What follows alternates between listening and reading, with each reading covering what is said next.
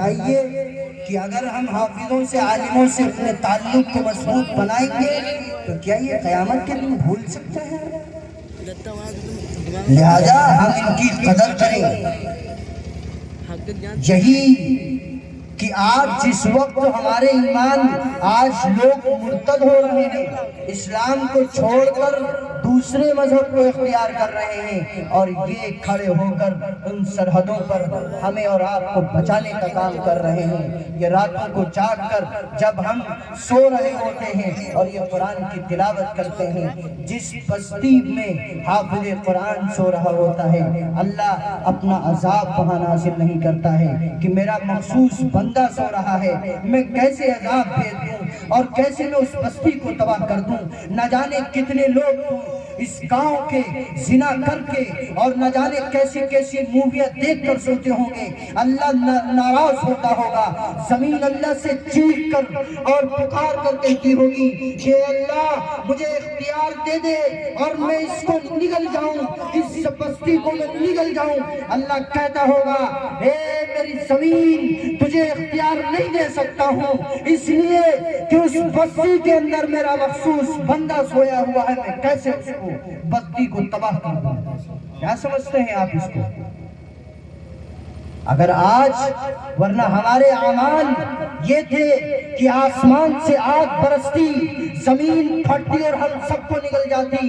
یہ ان علماء کی برکت ہے کہ آج زمین سے غلہ نکل رہا ہے. یہ علماء کی برکت ہے، علم کی برکت ہے کہ سورج اپنی کرنیں اس زمین پر ڈال رہا ہے. یہ علماء اور علم کی برکت ہے کہ بارشیں برس رہی ہیں. یہ علماء کی برکت ہے کہ اللہ تبارک و تعالی اپنی رحمتیں اپنی برکتیں عوام پر نچھاور کر رہا ہے. ورنہ ہمارے اعمال وہ نہ تھے کہ ہم اللہ کی بارگاہ میں پیش کر کے اپنے سوالوں کو اللہ کی بارگاہ میں سوال کر سکتے.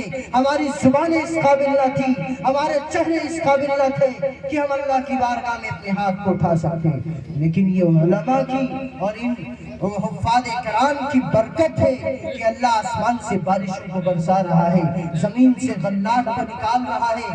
آپ دیکھیں یہ ساری چیزیں ہمارے سامنے ہو رہی ہیں اور ہم اس کے باوجود ان کی قدر نہیں کرتے. ضرورت ہے اس بات کی، اگر چاہتے ہو کہ بہترین معاشرہ بنے، اچھا معاشرہ بنے، تو اپنے بچوں کو سب سے پہلے جو تعلیم دینی ہے وہ قرآن کی تعلیم دینی ہے.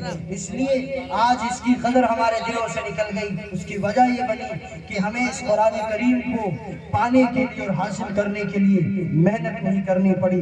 مدارس کھلے ہیں، حفاظ اور علماء بستی بستی اور مسجد مسجد موجود ہیں جو ہمیں علم سکھلا رہے ہیں. آپ دور دیکھیں صحابہ کا کہ جس وقت مدینہ جانا دشوار ہے، ظالم ظلم کر رہے ہیں، ان کے پیروں میں زنجیریں ڈال کر اور ہتھکڑیاں ڈال کر ان کو مکہ کی گلیوں میں گھسیٹ رہے ہیں، لیکن وہ قرآن کی تعلیم کو حاصل کرنے جا رہے ہیں، قرآن کو حاصل کر رہے ہیں. اور ایسے دور قرآن کو حاصل کر کے امت تک منوان پہنچایا ہے. اور آج ہم نے اس قرآن کو صرف اپنے طاقوں کے اندر سجایا ہے، اور اس قرآن کو صرف ہم کھولتے اس وقت ہیں جب ہمارے گھر کا کوئی افراد کوئی فرد دنیا سے رخصت ہو جاتا ہے، یا ہم کوئی جب دکان کھولتے ہیں یا مکان ہمارا بنتا ہے تو ہم چند لوگوں کو بلا کر کے اور قرآن خوانی کروا دیتے ہیں، بچوں کو پڑھوا دیتے ہیں. کیا قرآن اس لیے ہے؟ قرآن تو ہدایت نامہ ہے، قرآن تو دستور ہے، قرآن تو منشور ہے، قرآن تو زندگی ہے. جو اس سے جڑے گا اللہ تبارک و تعالی، اللہ کے نبی نے فرمایا کہ اِنَّا هَذَا الْقُرْآنِ يَرْفَعُ بِهَذَا الْكِتَابِ أَقْوَامًا وَيَضَعُ بِهِ آخَرِينَ. جو اس قرآن سے جڑے گا اللہ اس کو بلندیاں عطا فرمائے گا، جو اس قرآن سے دور ہوگا اللہ تعالیٰ اس کو زمین کے اندر ذلیل و خوار کر دے گا. آج ضرورت ہے کہ جو قرآن ہم سب کے لیے آیا تھا ہم نے اس قرآن کی تلاوت کرنا بھی چھوڑ دی، اس قرآن سے ہم نے اپنے رشتوں کو بھی چھوڑ دیا. آپ ذرا تصور کریں کہ ابھی جیسا کہ مفتی سلمان صاحب آپ کے سامنے بیان کر رہے تھے کہ بتائیے ایک لکڑی کی کوئی حیثیت نہیں، کپڑے کی کوئی حیثیت نہیں، لکڑی کو جلا دیتے ہیں، پٹرا بنا کے اس پر ہم بیٹھ جاتے ہیں، لیکن جب وہی لکڑی رہن کی شکل میں آتی ہے اور قرآن سے مس ہوتی ہے تو کتنی اس کی قدر ہوتی ہے کہ اس کو سینے سے رکھتے ہیں۔ تو اگر ہم اپنے رشتے کو قرآن سے مضبوط نہیں کریں گے پھر کیا ہوگا؟ مجھے ایک یاد آئی آپ اگر قرآن کو چھوڑو گے کیا ہوگا؟ اللہ فرماتا ہے وَمَنْ أَعْرَضَ عَنْ ذِكْرِي، آپ قرآن کو چھوڑو گے، اس کے ذکر سے اعراض کرو گے، کیا ہوگا؟ فَإِنَّ لَهُ مَعِيشَةً ضَنَكًا، اللہ آپ کی معیشت کو، روزی کو تنگ کر دے گا۔ آج لوگ مار شکایتیں کر رہے ہیں مولوی صاحب کے پاس، ارے ہماری دکان پہ کسی نے کروا دیا ہے، نہ جانے کون لگے ہوئے ہیں۔ کون ایسا ہے بھائی دکان کو؟ آپ دیکھیے اللہ کیا کہہ رہا ہے فَإِنَّ لَهُ مَعِيشَةً ضَنَكًا، آپ اگر ہمارے ذکر سے، قرآن سے اعراض کرو گے ہم آپ کی معیشت کو تنگ کر دیں گے۔ صاحب وہ مولوی صاحب کے پاس پہنچ رہے، مولوی صاحب ہماری دکان پہ کسی نے کروا دیا، آپ تعویذ بنا دیں۔ اچھا مولوی صاحب بھی بنائے گئے تعویذ، وہ اللہ میں بڑے ہوئی گے، جو بند کری رہے کاروبار وہ اللہ میں بڑے ہوئے کھول دیں گے۔ یعنی ایک تو اتنا بڑا ہوا کہ اس نے اللہ جو رزق دے رہا تھا اس نے بند کر دیا۔ اس کا مطلب اس کے پاس، اس مولوی صاحب کے پاس طاقت اتنی ہے کہ اس نے اس روزی کو بند کر دیا۔ اور اس سے بڑا مولوی وہ کہ جو کھول رہا ہے روزی کو، یہ اللہ بڑا ہو گیا۔ لیکن اللہ کیا کہہ رہا؟ وَمَنْ أَعْرَضَ عَنْ ذِكْرِي، جو ہمارے ذکر سے اعراض کرے گا فَإِنَّ لَهُ مَعِيشَةً ضَنَكًا، ہم اس کی روزی کو تنگ کر دیں گے، ہم اس کی معیشت کو تنگ کر دیں گے۔ وَنَحْشُرُهُ يَوْمَ الْقِيَامَةِ أَعْمَىٰ، ہم اس کو قیامت کے دن اندھا اٹھائیں گے اور پھر بندہ کہے گا قَالَ رَبِّ لِمَ حَشَرْتَنِي أَعْمَىٰ، آج ہمیں اندھا اٹھایا جا رہا ہے، وَقَدْ كُنْتُ بَصِيرًا، ہم تو بینائی رکھنے والے تھے۔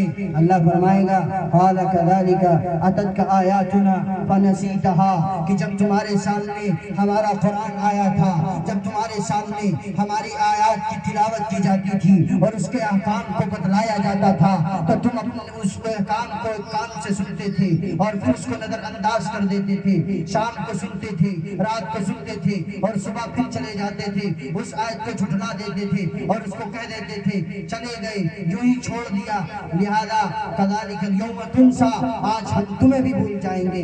تو اگر معیشت اور روزی ہماری تنگ ہے تو ہم دیکھیں کہ کیوں تنگ ہے، اس لیے کہ ہم نے قرآن کو چھوڑا ہے، قرآن کو صرف طاقوں کی زینت بنایا ہے اور دہیز میں بیٹیوں کے دینے کے لیے رکھا ہے۔ قرآن اس لیے نہیں آیا تھا۔ جس دن ہم اپنے رشتے کو قرآن سے مضبوط بنائیں گے اور اپنے گھروں میں ایک ایک بچے کو قرآن کی تعلیم دیں گے اور قرآن کی تعلیم سے آراستہ اور پیراستہ کریں گے اور صبح صبح وہ بچے قرآن کریم کی تعلیم حاصل کریں گے تو وہ جو آپ شکایتیں لوگوں سے کہتے پھرتے ہیں، مولویوں کے پاس تعویذ بنوانے جاتے ہیں، پھر آپ کو کسی تعویذ کی، کسی مولوی صاحب کے پاس جانے کی ضرورت نہیں پیش آئے گی۔ اللہ برکتوں کا نزول فرمائے گا، چونکہ جہاں قرآن کی تلاوت ہو وہاں اللہ کی رحمت کے فرشتے موجود ہو جاتے ہیں، اللہ اپنی رحمتوں کی بارش فرماتا ہے۔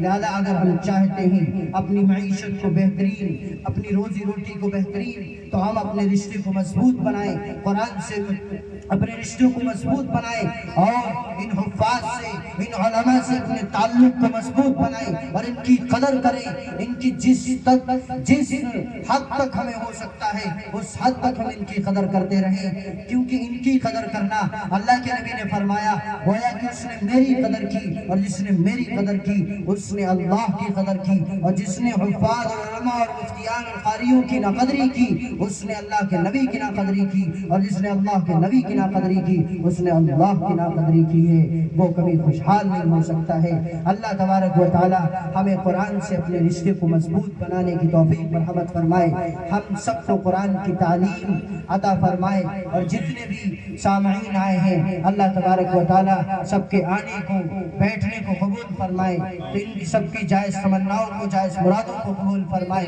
اللہ کہنے سننے سے زیادہ ہم سب کو اور خصوصاً ہمیں بھی اور آپ کو بھی ان باتوں پر عمل کرنے کی توفیق مرحمت فرمائے۔ وآخر دعوانا ان الحمد